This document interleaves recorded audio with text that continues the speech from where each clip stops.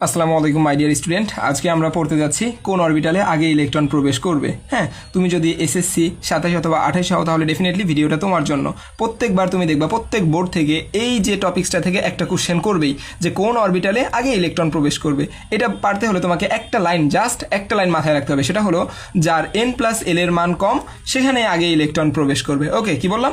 যার n+l এর মান কম সেখানেই আগে ইলেকট্রন প্রবেশ করবে। যেমন দেখো, আমরা জানি n হচ্ছে আমাদের প্রধান শক্তি স্তর, যার মান 1 2 3 4 5 6 হতে পারে। হ্যাঁ, যততম শক্তি স্তর n এর মান হবে তত।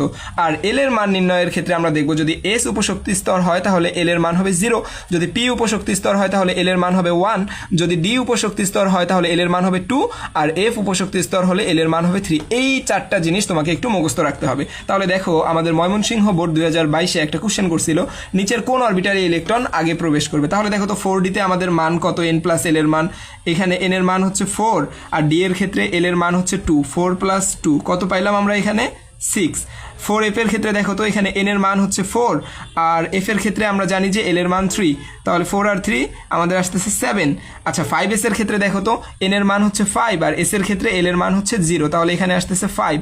আর 5p এর ক্ষেত্রে দেখো তো, তাহলে n এর মান হচ্ছে 5, আর p এর ক্ষেত্রে আমরা জানি l এর মান হচ্ছে 1, তাহলে এটা আসলো 6। তাহলে এখানে সব থেকে কম কার? n+l এর মান সব থেকে কম হচ্ছে আমাদের মেবি 5s এর, তাহলে আমাদের এখানে 5s এ আগে ইলেকট্রন প্রবেশ করবে। হ্যাঁ, সেম কোশ্চেনটা তুমি দেখো, এই ধরনেরই কোশ্চেন, এটা আসছিল আমাদের 4d এর জন্য n+l এর মান কত? ময়মনসিংহ বোর্ড 21-এ আসছিল 4d এর জন্য n+l এর মান। দেখো তো 4d এর জন্য 4d, এখানে 4 n এর মান হচ্ছে n+l এর মান, তাই না?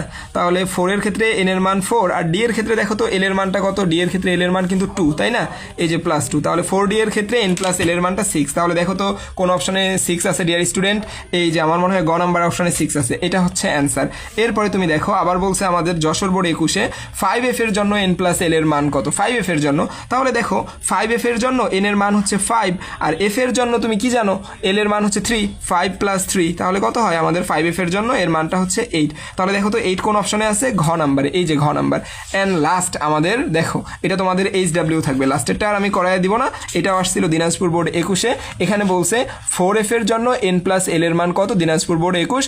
অবভিয়াসলি, হ্যাঁ, ডেফিনেটলি যাই বলি না কেন তুমি এই ম্যাথটা করবা এবং উত্তরটা আমার কমেন্ট বক্সে জানিয়ে দিবা। ইনশাল্লাহ এখান থেকে তোমরা যেই বোর্ডেই হও না কেন একটা তোমরা কমন পাবা। তাহলে এই ম্যাথটা HW দিলাম, এটার অ্যান্সার তোমরা আমাকে কমেন্ট বক্সে জানিয়ে দিবা।